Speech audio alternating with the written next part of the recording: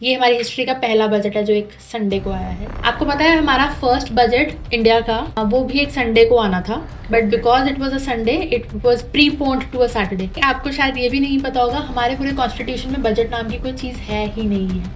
Okay. Yes, मतलब budget नाम का कोई वर्ड ही नहीं। कोई वर्ड ही नहीं है। जिस बजट के लिए हम सारा टाइम वो करते हैं कि बजट, वो बजट नाम की कोई चीज़ नहीं है। देखा जाए तो कॉर्पोरेट टैक्सेस ज़्यादा नहीं है, individual taxes are higher than the corporate taxes, which is good for the businessman. Secondly MSMEs को बहुत प्रमोट किया जा रहा है, which is again very good for the businessman. तो इस बार बजट में ना आप देखेंगे, नॉर्मली जब बजट आने वाला होता है एकदम से पूरे देश में हल्ला मच जाता है, अपोजिशन एकदम से सड़कों पे आ जाती है। तो इस बार ये बजट बहुत शांति से प्लेस हुआ है, मतलब कहीं ना कहीं ऐसा लग रहा है कि बजट अच्छा है और कहीं ना कहीं लोगों को पसंद भी है ये चीज़ें। पलक वैसे तो हमारे कई पॉडकास्ट में आ चुके हैं, बट आज का जो टॉपिक है बहुत इंटरेस्टिंग है। पलक के बारे में आप जानते होंगे, advocate, Punjab and Haryana high court, largely commercial and financial dispute में डील करती हैं। तो आज हम पलक से बात करेंगे जो रिसेंटली अभी बजट आया उसके बारे में। पलक, बहुत बहुत स्वागत है आपका। Thank you Rajneesh for calling me on another podcast of yours. If you remember, हमने ये पॉडकास्ट शुरू ही पिछले बजट से किए थे। एब्सोल्युटली। यस, और इस बार फिर बजट आ गया। हाँ फिर बजट आ गया। फर्स्ट ऑफ ऑल तो हम लोग थोड़ा एक रिपोर्ट कार्ड चेक करते हैं कि लास्ट ईयर का जो बजट रहा हमारा 2025 का कैसा रहा। एक्चुअली जो हमारा लास्ट पॉडकास्ट था, तो स्पेशली हमारा फर्स्ट पॉडकास्ट था बजट से रिलेटेड। यू रिमेंबर, मैंने पॉडकास्ट में कहा था सिल्वर खरीद लो, खरीदा था? नहीं खरीदा। मुझे नहीं लगता आप लोगों ने भी खरीदा था, but again see it all paid of. 4 lakh के पार गया सिल्वर, सो जिससे नहीं खरीदा वो उनका नुकसान है। सेकेंडली, हमारा जो पॉडकास्ट हमने पिछले साल किया था बजट के बारे में, that was mainly very focused on the middle class. Tax slabs change हुई थी और lot of things had changed for the middle class, but FMGC sector में काफ़ी चेंजेस आए थे। जो ये वाला बजट है, ये हमारा बजट इज़ रिलेटेड विकसित भारत की तरफ एक और बड़ा कदम है हमारी गवर्नमेंट की साइड से। हमारी गवर्नमेंट ने इस पर ही बहुत कोशिश की है उन चीज़ों को प्रायोरिटाइज़ करने की जो कि लोगों के सेंट्रिक हैं, मतलब पीपल फ्रेंडली बजट जिसे हम कह सकते हैं, बिकॉज मैन्युफैक्चरिंग सेक्टर को बढ़ाने की तरफ बड़ा ध्यान दिया गया है। आई एम श्योर, क्योंकि सरकार के ऊपर भी बड़ी रिस्पॉन्सिबिलिटी होगी, तीसरी बार रिपीट की है बीजेपी गवर्नमेंट ने, और अब उनको अपने आप को प्रूव करने का समय आ गया, मुझे ऐसा लगता है। पलक, अगर हम बजट की बात करते हैं, 3 कर्तव्यों के बारे में बहुत चर्चा हो रही है कि 3 कर्तव्यों को फोकस रख के पूरा का पूरा बजट डिजाइन किया गया। एक्चुअली गवर्नमेंट ने इस पर कहा है कि हमारे 3 कर्तव्य मेजर हमारा फोकस रहेगा, जो हमने आज तक ग्रोथ कर ली है उसको हम सस्टेन कर सकें और Okay. उसे हम बढ़ा सकें। ये हमारा पहला कर्तव्य है Okay. एज अ गवर्नमेंट, कि हम जो हमने ऑलरेडी बना दिया उसको बढ़ा सकें या उसको सस्टेन कर सकें, first. Second, people centric approach, जैसे कि मैंने कहा अनएम्प्लॉयमेंट बढ़ती जा रही है हमारी day by day, so government ने इस पर बहुत ज़्यादा मैन्युफैक्चरिंग सेक्टर को, सर्विस सेक्टर को बढ़ोतरी देने की कोशिश की है। डिजिटल क्रिएटर लैब्स, बच्चों के लिए एजुकेशन में सिस्टम में रिफॉर्म्स, सो दैट हमारा इंडिया बाकी ग्लोबल इकोनॉमीज़ के साथ कदम से कदम मिला के आगे चल सके। तीसरा बहुत इंपॉर्टेंट कर्तव्य जो गवर्नमेंट का हमारी तरफ है, वो है सबका साथ सबका विकास। मतलब हम किसी को भी पीछे ना छोड़ें, ना फार्मर्स को हम पीछे छोड़ें, ना हम गरीब को पीछे छोड़ें, ना हम यूथ को पीछे छोड़ें, ना हम विमेन को पीछे छोड़ें। तो पलक, जैसे मतलब मैंने आपको बताया कि इस बार सरकार पे भी कहीं ना कहीं प्रेशर होगा, फाइनेंस मिनिस्टर हर बार चर्चाओं में रहती हैं, इस बार भी काफ़ी ट्रोलिंग हो रही है उनकी, मीम्स बन रहे हैं, है ना। तो प्रेशर तो कहीं ना कहीं है, बट अगर हम बात करें ना बजट की, तो बजट को हम लोग कुछ एक पार्ट्स में डिवाइड करते हैं, जैसे वो विमेन है, यूथ है ना, बिलो पॉवर्टी लाइन जो लोग हैं, या हमारे फार्मर्स हैं। तो इस बार इन जो 4 हिस्सों पे सरकार ने कुछ खास फोकस दिखाया है पिछले बार की बजाय। हाँ, इस साल अगर मैं आपको आंकड़े बता सकूंगी प्रॉपरली, तो इस बार सरकार ने बहुत ज़्यादा MSMEs को टारगेट किया है, सो दैट हमारा मैन्युफैक्चरिंग जो है वो बढ़ सके इंडिया में, और हमारा जो हेल्थ केयर है वो बढ़ सके। मैन्युफैक्चरिंग MSME से आपका मतलब है स्टार्टअप्स हैं? नो नो नो, मैं MSME से मेरा मतलब है micro and small and medium industries. Okay. Basically जो इंडस्ट्रीज ज़्यादा से ज़्यादा एम्प्लॉयमेंट क्रिएट कर सके। ऑलराइट। मेजॉरिटी हमारी बैकबोन है हमारी इकोनॉमी की, अगर हम कहें MSMEs। वाई आई से दिस, बिकॉज सबसे ज़्यादा जॉब प्रोवाइडिंग सेक्टर है ये। MSMEs। एमएसएमईज। टेक्सटाइल में सबसे ज़्यादा वर्कर्स चाहिए, तो MSME textiles, MSME food processing, MSME building of cars and everything else, सब एमएसएमई यूनिट्स में आता है मेजॉरिटी। सो एमएसएमईज को बहुत सारी बेनिफिट्स दिए गए हैं। वैसे इस गवर्नमेंट के आने के बाद से अगर आपने देखा होगा तो सबसे ज़्यादा फोकस बिजनेसमैन की तरफ रहा है इस गवर्नमेंट तो का। जैसे आप MSME के बोलोगे, MSME पे इस पर खासा फोकस रखा है सरकार ने। तो जैसे आपने बताया कि एक जॉब का जो बहुत बड़ा हिस्सा, बहुत बड़ी रिस्पॉन्सिबिलिटी सेक्टर के ऊपर होती यस है ना, क्योंकि स्मॉल बिजनेसेस होते हैं और इसको रोटेशन करना थोड़ा सा इजी रहता है Yes. As compare to big businesses. Yes. तो MSME के लिए इस पर कुछ क्या फैसिलिटीज हैं, कुछ लोन फैसिलिटीज सरकार लेके आई है कि या पॉलिसीज चेंज हुई हैं, क्या इसके लिए क्या खास है? एमएसएमईज के लिए सबसे इम्पोर्टेंट चीज़ जो इस पर सरकार ने करी है वो है रेगुलेशंस को कम करना, जिसे हम कहते हैं रेगुलेटरी कोलेस्ट्रॉल। बेसिकली जितनी ज़रूरत है उतने ही हम कंप्लाइंसेस रखें। ज़रूरत से ज़्यादा कंप्लाइंसेस के कारण बिजनेसमैन डीमोटिवेट हो जाता है नया बिजनेस खोलने के लिए। ओके। दूसरा, ऐसे हब्स क्रिएट किए जा रहे हैं टायर 2 टायर 3 सिटीज़ में जहाँ ज़्यादा से ज़्यादा इकोनॉमिक ग्रोथ इंडस्ट्रीज लगाई जा सकें, सो दैट ज़्यादा से ज़्यादा बिजनेस ओनर्स नई बिजनेसेस की तरफ आकर्षित हों, ताकि वो ऐसे ऐसे बिजनेसेस चलाएं जिसमें जॉब्स ज़्यादा क्रिएट हो, एम्प्लॉयमेंट ज़्यादा क्रिएट हो। विमेन एंटरप्रेन्योर्स के लिए बहुत सारी अच्छी स्कीम्स लाई गई हैं so that women can start their own businesses from small scale to large scale businesses. उसके लिए सबसे ज़्यादा अच्छे बेनिफिट्स जो है वो विमेन को भी दिए गए हैं। ओके। तो मतलब इस बार वीमेन का भी खासा ख्याल रखा गया है बजट में। यस। तो पलक, जैसे हम बात करते हैं ना, जैसे किसानों की हम बात करते हैं, किसान हमारे बड़े ही डिससेटिस्फाई दिखते हैं, बड़े बड़े आंदोलन होते हैं, बड़े बड़े, आपने देखा होगा, शायद बताने की जरूरत भी नहीं है, 2020 से अभी तक जो किसानों ने मतलब अलग अलग जगह पे जो अपना डिससेटिस्फेक्शन दिखाया है ना, बड़े बड़े उन्होंने धरने दिए हैं। तो किसानों को क्या इस बार सरकार खुश कर पाएगी? किसानों की तरफ अगर मैं मेजॉरिटी बजट में से देखूं तो यस, एग्रीकल्चर की तरफ काफ़ी ध्यान दिया गया है।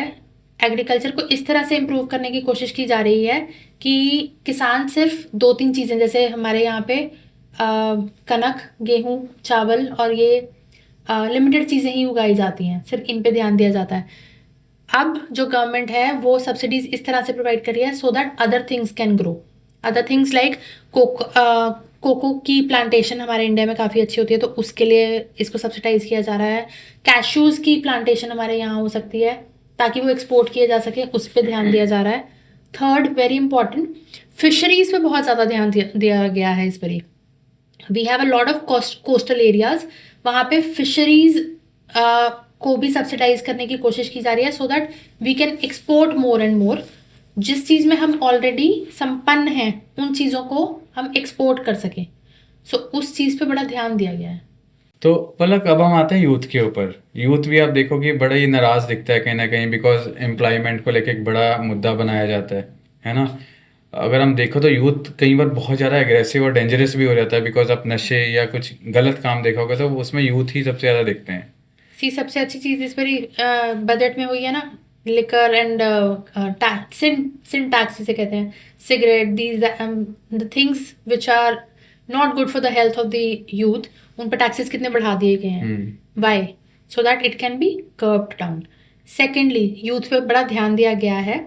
अब जो हमारी गवर्नमेंट है वो चाहती है कि बच्चे ज़्यादा से ज़्यादा कंटेंट, डिजिटल कंटेंट क्रिएटर्स और ये सब चीज़ों की तरफ भी ध्यान दें। सो बहुत अच्छी अच्छी लैब्स बनाई जाएंगी 1500 स्कूल्स में, 500 कॉलेजेस में, सो दैट ज़्यादा से ज़्यादा बच्चे ऑलरेडी डिजिटल वर्ल्ड के साथ पहले से कनेक्टेड हों, सो दैट आने वाले टाइम्स में उनको जॉब्स में प्रॉब्लम ना हो, उनको जॉब्स मिलने में प्रॉब्लम ना हो, उनको कंटेंट क्रिएशन में प्रॉब्लम ना हो, बिकॉज कहीं ना कहीं चल के social media industry will take over lot of majority part of the global economy. हम आज खुद भी देख रहे हैं ये चीज़ कि कितने बढ़ गई हैं ये सब चीज़ें। So yes, some labs are being created, पूरा इंडस्ट्रियल हब्स, ऐसे, sorry not industrial hubs but educational hubs इस टाइप से क्रिएट करने की कोशिश की जा रही है। तो ये तो मोटा मोटा आपने बजट का ओवरव्यू बता दिया हमें। अब आते हैं मेन मुद्दे की बात पे। किसी भी देश की बैकबोन होती है है ना? यस, मैं बात कर रहा हूँ एग्रीकल्चर की, मैं बात कर रहा हूँ बिजनेस की, मैं बात कर रहा हूँ स्पोर्ट्स की, मैं बात कर रहा हूँ एजुकेशन की। हेल्थ केयर भूल गए आप। हाँ, हेल्थ केयर की ऑफ कोर्स। तो वन बाय वन डिस्कशन करते हैं। तो सबसे पहले हेल्थ केयर आते हैं, बिकॉज क्या है कि अभी अभी जो रिसेंटली जो बीमारी हैं, जो डिजीज़ हैं, बड़ी क्विकली चेंज होती रहती हैं। अगर हम सर्दियों की बात करें तो उसके अलग जो डिजीज़ होती हैं, अलग वायरल होते हैं उसके, है ना? गर्मियों की अलग चीज़ें होती हैं। आप देखो अचानक से हॉस्पिटल के बेड एकदम से पैक्ड हो जाते हैं, हाँ, लोगों को ट्रीटमेंट नहीं मिल पाता। तो हेल्थ केयर एक ऐसा सेक्टर है कि जहाँ पे थोड़ी सी भी गड़बड़ी हो तो एक बड़ा पैनिक क्रिएट कर देती है। तो हेल्थ केयर में इस बार क्या खास इस होने वाला बारी है? हेल्थ केयर के लिए इन्होंने पूरी सुविधा प्रोवाइड करी है हमारी गवर्नमेंट ने। They are trying to make health care university sort of things, जिसमें बहुत सारे प्रोजेक्ट्स लाए जाएंगे हेल्थ केयर के ऊपर। प्लस हेल्थ टूरिज्म को बड़ा प्रमोट किया गया है, सो ओके। दैट ज़्यादा से ज़्यादा लोग आके इंडिया में अपने ट्रीटमेंट्स कराएं। We have the best quality of doctors, we are one of the leading manufacturers of medicine in the world. Pharma में हम कहीं ना कहीं लीड कर रहे हैं पूरी दुनिया में। We okay. Make the best medicine and everything, we have the best quality of doctors. So obvious सी बात है, मेडिकल इंडस्ट्री में तो हमारा बोलबाला होना चाहिए। उस पर इस बार फोकस किया गया है। सर्विस इंडस्ट्री पे बहुत ज़्यादा फोकस किया गया है। हेल्थ केयर वर्कर्स को ट्रेन किया जाएगा। 1.5 लाख हेल्थ प्रोवाइडर्स को, मतलब केयर प्रोवाइडर्स को ट्रेन किया जाएगा अलग अलग यूनिवर्सिटीज़ में और हेल्थ सेंटर्स में, सो दैट वो ज़्यादा से ज़्यादा अच्छी मेडिकल हेल्थ केयर प्रोवाइड कर सकें। सेकेंडली, बहुत सारे योग सेंटर्स, मोदी जी बड़ा काम कर रहे हैं योगा डेज पे और योग को सारी दुनिया तक पहुंचाने के लिए। So yes, government has shown a keen interest in opening Ayurvedic centres, Ayushman centres. Covid के टाइम पे आयुष्मान सेंटर्स ने अपना बड़ा इंपॉर्टेंट रोल प्ले किया था। 5 लाख तक की हमारे पास इंश्योरेंस है आयुष्मान कार्ड्स पे, you must be aware of that. Yes, तो यस। वो सब चीज़ें भी गवर्नमेंट बहुत ध्यान रख रही है। तो पलक, ये तो आपने बात की हेल्थ केयर सेक्टर की ना, बट मैं आपसे ये चीज़ जानना चाह रहा हूँ कि जैसे कि अचानक से कोई ऐसी बीमारी या कुछ होती है तो पैनिक क्रिएट हो जाती है। जो एक इंफ्रास्ट्रक्चर चाहिए होता है हेल्थ केयर सेक्टर में, उसका भी कोई सोल्यूशन या समाधान ढूंढ पाई है सरकार? हाँ, उसके लिए मैंने आपको बताया ना, they are creating hubs okay. so that more and more healthcare can be provided to more and more people. Okay. Yes. तो अब हम आ जाते हैं एजुकेशन के ऊपर, है ना? एजुकेशन भी एक तरह देखा जाए तो एक पूरे देश का एक पूरा भविष्य डिसाइड करती है। कहा भी जाता है कि अगर पढ़ा लिखा होगा भारत तो वो आगे ग्रो कर पाएगा। हाँ, तो 6% ऑफ हमारी जीडीपी वैसे हमारे एजुकेशन की तरफ जानी चाहिए। अभी फिलहाल 2 से 3% जा पाती है, बिकॉज अदर खर्चे भी हैं गवर्नमेंट के पास। बट यस, अभी आज से 70 साल पहले तक भी 6% होनी चाहिए थी, आज तक भी नहीं हो पाई है, which is saddening somehow. But ठीक है, धीरे धीरे में भी शायद government will take more care of education rather than other things. अगर हम एजुकेशन की बात करते हैं तो वही बातें आती हैं कि स्मार्ट स्कूल्स, हाईटेक लैब्स, है ना? और अगर आप देखोगे वो मतलब कि कहीं ना कहीं इसकी रीच, आई एम श्योर कि रीच इसकी बड़ी है। मतलब मेट्रो सिटी से सेमी मेट्रो सिटी तक पहुंची है, टायर 2 सिटी तक पहुंची है। तो क्या ऐसा टारगेट है एजुकेशन को और वास्ट किया जाए और एडवांस किया जाए? सी, डिजिटल क्रिएटर लैब्स के बारे में हमने अभी बात करी थी। Government is trying to create more and more digital creator labs in schools and universities for upcoming generations. But हाँ, मैं कहीं ना कहीं कहूँगी कि प्राइमरी एजुकेशन पे, टीचर ट्रेनिंग पे और इन सब चीज़ों पे ध्यान नहीं दिया गया है, which is very unfortunate. Because हमारा जो बच्चे, हमारे यूथ हैं, मतलब जो हमारा आने वाली जनरेशन्स है, उनके ऊपर ज़्यादा फोकस नहीं किया गया है। वो थोड़ा सा, मुझे लगता है कि गवर्नमेंट को उस पर थोड़ा और ध्यान देने की ज़रूरत है। Education needs to be the priority, because कोई भी देश महान अपने आप से नहीं बनता है, उसके बच्चे, उसका आने वाला युवा ही उस देश को आगे बढ़ाता है।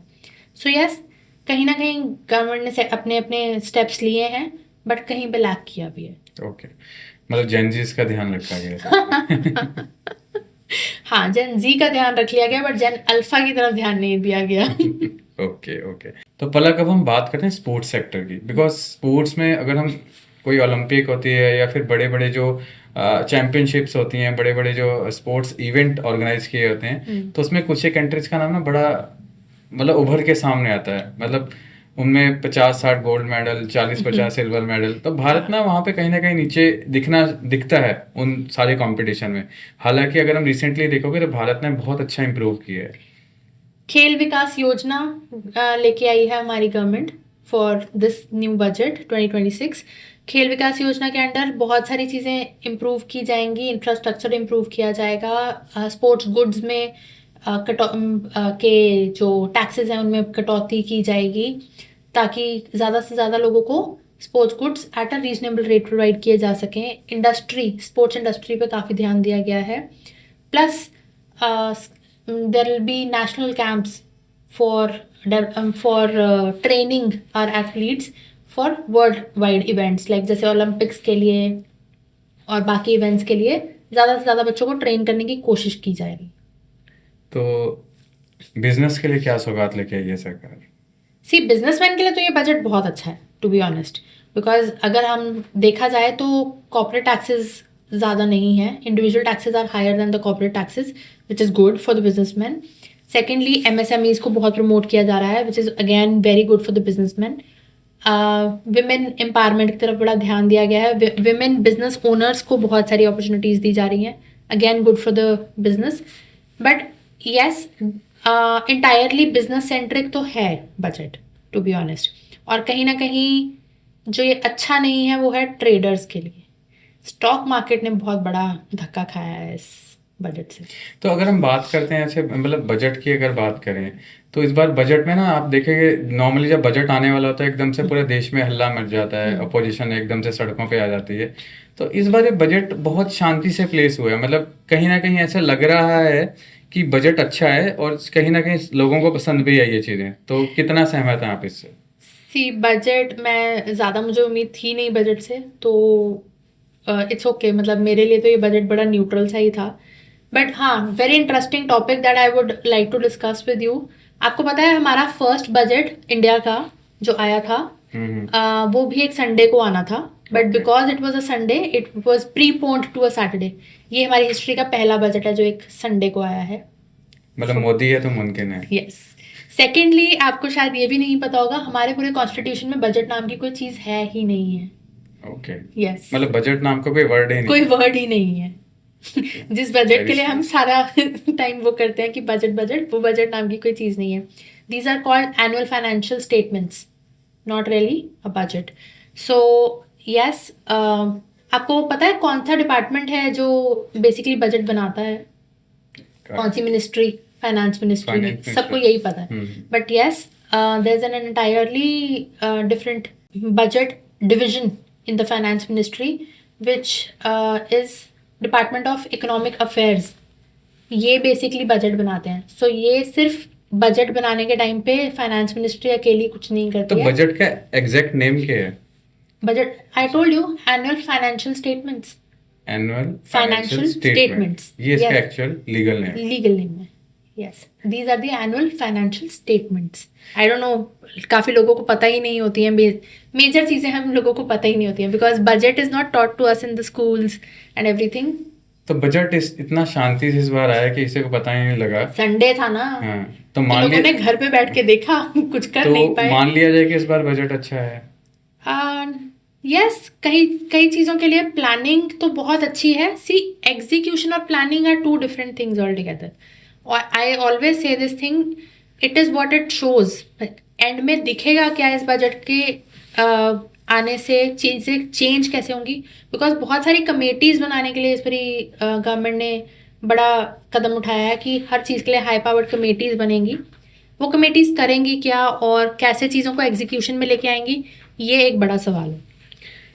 पहले एक चीज़ और बात करते हैं, ऐसे कुछ एक सेक्टर्स में ना, कुछ एक क्या काफ़ी सारे सेक्टर्स में इस बार टैक्स रिबेट बहुत मिला है, चाहे वो ऑटोमोबाइल सेक्टर हो, है ना, TDS हो, तो इनमें काफ़ी सारी रियायत दी गई है। GST रिबेट्स भी मिले हैं, TDS इसको गवर्नमेंट का आप एक रेवोल्यूशनरी स्टेप मानते हैं? हाँ, जैसे TCS rebates to foreign students के बारे में आपने सुना होगा कि जी। फॉरेन स्टूडेंट्स को जो Yes, फीसेस yes. देनी पड़ती हैं अपने फॉरेन यूनिवर्सिटीज़ में, उसमें एक टीसीएस लगता है जो हमारी गवर्नमेंट को देना पड़ता है, उसमें कटौती की गई है so that they and travel में भी मतलब वो same- स्टूडेंट जो भारत से बाहर पढ़ने जाते हैं। यस, ऑल्सो ट्रैवल में ये चीज़ की गई है। टीसीएस हम देते हैं, पे करते हैं जब हम एक बजट जब हम टूर ट्रैवल्स पैकेजेस लेते हैं, उसमें भी टीसीएस लगता है, उसमें भी कटौती की गई है।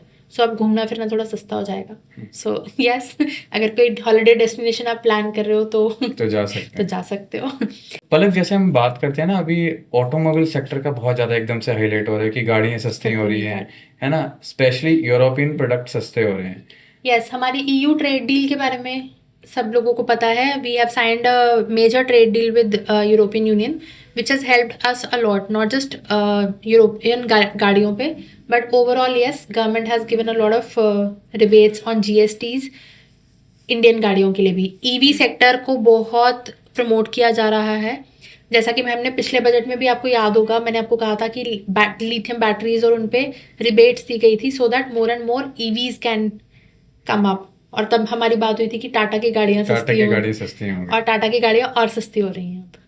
तो मतलब ऑटोमोबाइल सेक्टर की अगर बात करते हैं तो ईवी व्हीकल सस्ते होंगे। यस, कंपैरेटिवली पहले से ईवी व्हीकल्स क्योंकि सस्ते होंगे। देखो, एक बड़ी आयरनी है, लोगों को लगता है कि ईवी व्हीकल लेना चाहिए, गवर्नमेंट बहुत बड़े लेवल पे इसको प्रमोट करते हैं, बड़े बड़े एडवर्टीजमेंट कैंपेन चलाए जाते हैं, पीयर एक्टिविटीज होती हैं, बट सच्चाई ये है कि ईवी व्हीकल लेना थोड़ा सा आउट ऑफ बजट हो जाता है, स्पेशली मिडिल क्लास फैमिली के लिए। अगर आपको एक छोटी सी भी ईवी गाड़ी लेनी है तो उसके लिए आपको एक नॉर्मल कार से 4 से 5 लाख रुपए ज़्यादा देने पड़ते हैं।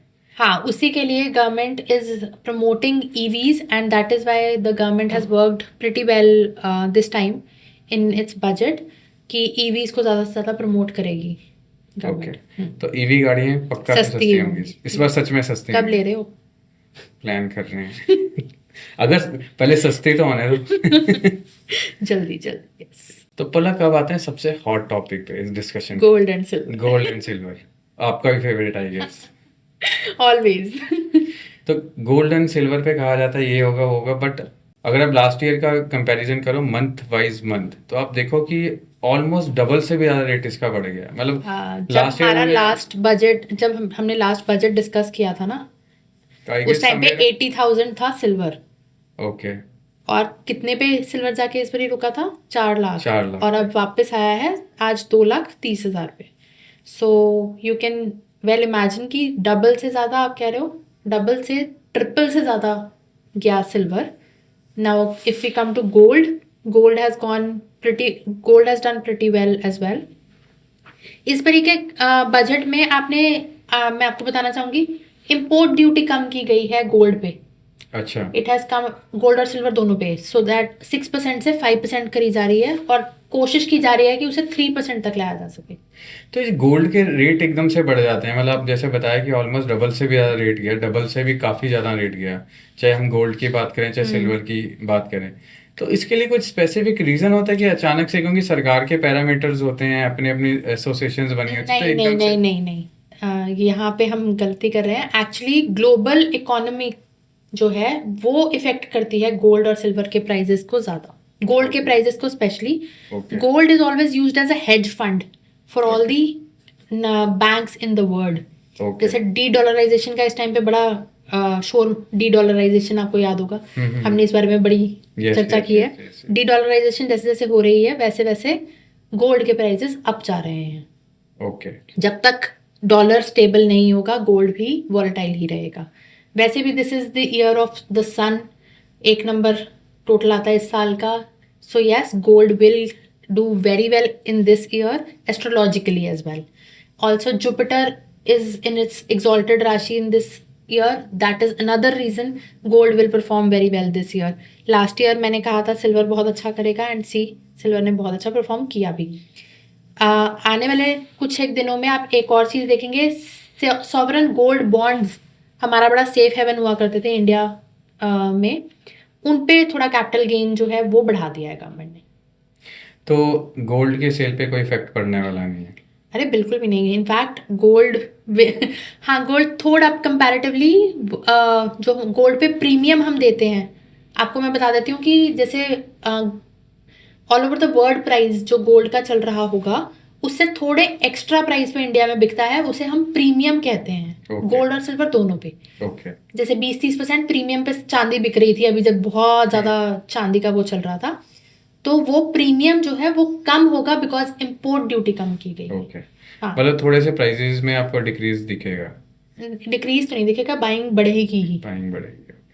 पलक अब आते हैं इंटरटेनमेंट सेक्टर पे, है ना, बिकॉज लास्ट ईयर अगर हम बॉलीवुड की बात करें तो इक्का दुक्का मूवीज को छोड़ के बॉलीवुड ने बहुत बड़ा लॉस उठाया है। एक चीज बड़ी उभर के सामने है कि साउथ का सिनेमा बहुत ज्यादा हाईलाइट हुआ है। अभी हमने रिसेंटली एक पॉडकास्ट भी किया था निम्नोलॉजी पे, जिसमें राकेश गुप्ता आए थे, काफी Yes, फेमस निम्नोलॉजिस्ट हैं। उन्होंने बताया था कि इस साल अगर हम निम्नोलॉजी की बात करें, साउथ सिनेमा और ज्यादा बेटर करेगा। यस। तो इंटरटेनमेंट सेक्टर के लिए क्या क्या सौगात लेके आया बजट? एंटरटेनमेंट टैक्सेस रिड्यूस किए जा रहे हैं from Okay. 18% to 5%। So yes, टिकटें सस्ती होंगी 40-50 रुपए से अप्रॉक्सीमेटली। मतलब हाउसफुल और लगेंगे अब। आई होप सो, मतलब I am not sure, but मुझे लगता है कि उसके लिए कुछ एक और रिफॉर्म्स आने की ज़रूरत है। Entertainment industry is not just about watching a movie, it's about overall eating there and everything. उसके लिए तो कुछ मल्टीप्लेक्सेस को ही कुछ ओके बेटर पोजीशनिंग पे आना पड़ेगा, अदरवाइज तो ऐसे ही जाएंगे थिएटर खाने। मतलब टिकट के प्राइस में Yes. पॉसिबिलिटी है कि सस्ती हो, बट वो तो होगी ही, बट जो ईटरीज होती हैं उनका प्राइस एक डिफरेंट मैटर। डिफरेंट मैटर है। Yes. Okay. So but again इस बारी आपने ये देखा कि नेटफ्लिक्स ने कितना अच्छा स्टार कास्ट के साथ बहुत सारे नए शोज की रिलीज की अनाउंसमेंट करी है, विच इज OTTs अगर ऐसा परफॉर्म करेंगी तो कौन जाएगा पिक्चरें देखने। तो ओटीटी कहीं ना कहीं हिट कर रही है। Yes, entertainment. इवन बड़े बड़े सेलिब्रिटीज, चाहे वो शाहिद कपूर हो, चाहे किसी भी आप बड़े सेलिब्रिटी का नाम लीजिए, माधुरी दीक्षित हो, ये अब छोटे पर्दे पे दिखना शुरू हो गया। मैं तो इनको छोटा पर्दा नहीं कहूंगा। is coming in a very beautiful I don't know if it is a show or a movie, but I heard and I saw a trailer, so amazing, they are coming up with इतनी अच्छी star castes. मुझे नहीं लगता हमें कभी theatre शायद OTT platforms इसलिए ज्यादा चलते हैं कि अपने कंटेंट पे बहुत ज्यादा काम करते हैं rather than star cast. Yes. They have very good storylines, they have amazing cinematography, and they're working very good in their star cast as well now. तो मुझे लगता है कि OTTs are performing much better than धुरंधर के अलावा पूरे साल में याद करो कौन सी मूवी आई। मैं वही बोल रहा हूँ कि बड़ा हालत खराब रही है अभी भी हम सिर्फ धुरंधर दोबारा देखने के लिए तैयार बैठे हैं। मुझे तो और कोई मूवी कौन सी आ रही है ट्रेलर भी नहीं पता होते अब। एब्सोल्युटली, शायद वो स्ट्रैटेजी चेंज करनी पड़ेगी, बट हम लोग बात कर रहे हैं बजट। यस। तो पलक अब अगर हम इंफ्रास्ट्रक्चर की बात करते हैं, आप देखो सड़कों के जाल बिछ गए हैं हर जगह, चाहे आप और बिछने वाले हैं। चाहे आप नॉर्थ ले लीजिए, चाहे आप साउथ ले लीजिए, चाहे आप ईस्ट ले लीजिए, वेस्ट ले लीजिए, मतलब कनेक्टिविटी धीरे धीरे धीरे बढ़ती जा रही है। अगर हम हिमाचल की बात करते हैं, हिमाचल में आप देखिए कि कितने जो दुर्गम जगहें हैं, पर वहाँ पे भी आपको अच्छी सड़कें मिलेगी, फुल कनेक्टिविटी आपको मिलेगी। तो इस बार जो ओवरऑल जो कंट्री का इंफ्रास्ट्रक्चर है, क्या बेटर करेगा? सबसे ज्यादा इन्वेस्टमेंट इस बजट में भी इंफ्रास्ट्रक्चर पे ही है।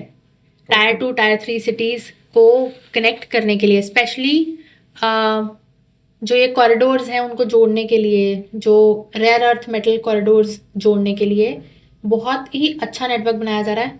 फ्रॉम 2015-16 बजट, 10 सालों में this budget has gone from 6 times, मतलब 2 लाख करोड़ से 12 लाख करोड़ आ गया ये बजट इस बार।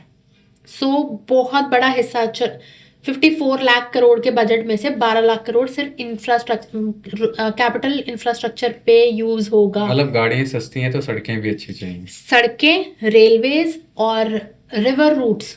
ओके। आपको पता है हमारे इंडिया में बहुत रिवर रूट्स हैं जो बिल्कुल यूज नहीं हो रहे हैं। ओके। अब वो उनको भी डेवलप किया जा रहा है। Alright. So this government is focusing on riverways, railways as well as roads. तो ये तो ही इंफ्रास्ट्रक्चर की बात। अब कुछ ऐसी सब्जेक्ट या फिर ऐसी डिवीजन जिनके लिए बजट कहीं ना कहीं मायूस हो गए होंगे इस बजट को देख के। See, somehow farmers are not very happy with this budget. I told you earlier कि हमारे farmers are limited to particular crops.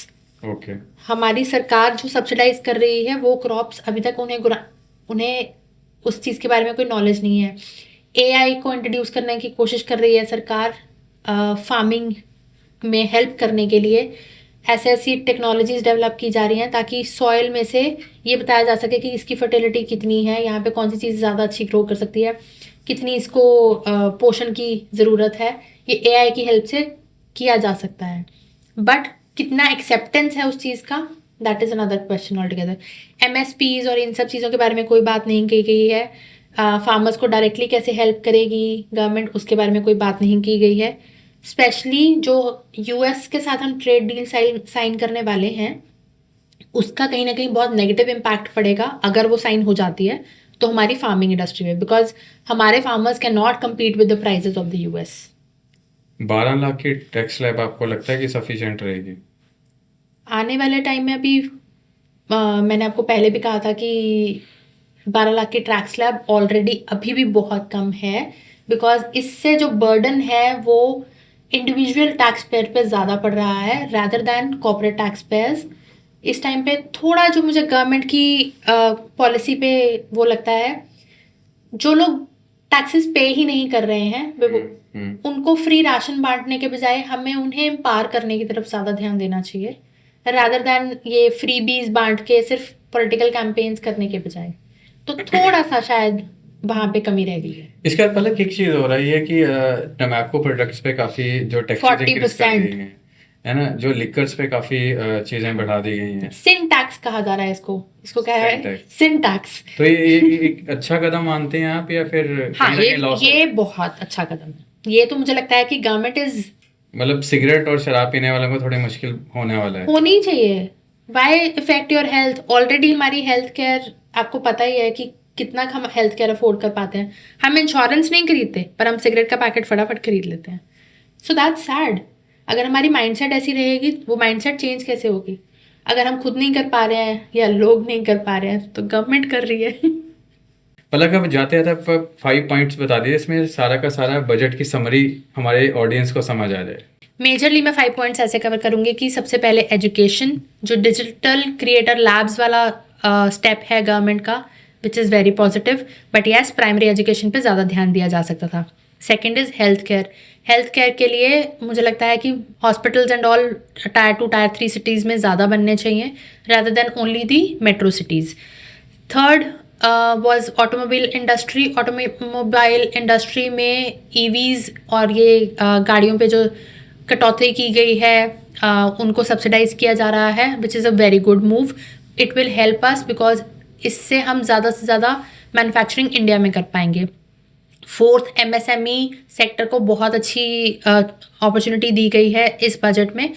I would request all the women entrepreneurs जो घर बैठ के ये सोच रही हैं कि हम अपना बिजनेस खुद से शुरू कर सकें, बहुत सारी छोटी से लेके बड़ी सारी योजनाएं गवर्नमेंट ने दी हैं, उनका इस्तेमाल कीजिए, आगे बढ़िए, फाइनेंशियल एजुकेशन अपनी पे ध्यान दीजिए, ज़्यादा से ज़्यादा चीज़ें पढ़िए, देखिए, सुनिए, सो दैट आप एम्पावर हो सकें। फिफ्थ मोस्ट इंपॉर्टेंट चीज़ जो मैं इस बजट के बारे में कहना चाहूँगी, दैट इज़ हमारे यूथ के लिए हमारी जॉब अपॉर्चुनिटीज़ बढ़ रही हैं। So yes, get skilled, get some skill, मतलब कोई ना किसी ऐसे चीज़ की स्किल के ऊपर काम करिए जहाँ से आपको जल्दी से जल्दी जॉब एम्प्लॉयमेंट और वो सब मिल सके। अपने स्किल सेट पे काम कीजिए। So this is my message for the youth कि अपने स्किल सेट पे काम कीजिए। पलक वैसे बजट पे बात किया जाए, अभी इतनी छोटी डिस्कशन में शायद बजट तो नहीं कवर हो पाएगा, बट ये मैं आपसे ज़रूर रिक्वेस्ट करूंगा कि हम लोग 1 बाय 1 इन पूरे सब्जेक्ट पे एक डिटेल डिस्कशन करें। मुझे लगता है कि हमें काफ़ी सारी चीज़ों के बारे में बात करने की ज़रूरत है। Yes, financial education is very important, as I always say in every podcast of mine. Please अपने आप को फाइनेंशियली एजुकेट कीजिए। आज के टाइम में ये चीज़ बहुत इंपॉर्टेंट है। जियोपॉलिटिक्स के बारे में जानिए, पढ़िए, देखिए कि कैसे पूरी दुनिया की इकोनॉमी हमारे ऊपर इफ़ेक्ट करती है। जो इस टाइम पे हम सिर्फ ट्रम्प के मीम्स शेयर करने से कुछ नहीं होगा, उसके बारे में जानना ज़रूरी है। वो चीज़ें हमारी इंडिया को कैसे इफ़ेक्ट करती हैं, हमारी इकोनॉमी को कैसे इफ़ेक्ट करती हैं, ये जानना बहुत ज़रूरी है। तो ये थी पलक, जिन्होंने हमें बताया कि बजट में क्या खास लेके आई है इस बार भारत सरकार। और आई एम श्योर, पलक से सुन के लग रहा है कि इस बार का बजट बहुत अच्छा है और कहीं ना कहीं सारी सेगमेंट को हेल्प ज़रूर करेगा। तो आपका बजट को लेके कोई भी सवाल हो या कोई भी आपकी क्वेरी है तो प्लीज़ आप कमेंट बॉक्स में वो शेयर कर सकते हैं। पलक डेफिनेटली उसका आंसर करेगी। Thank you so much.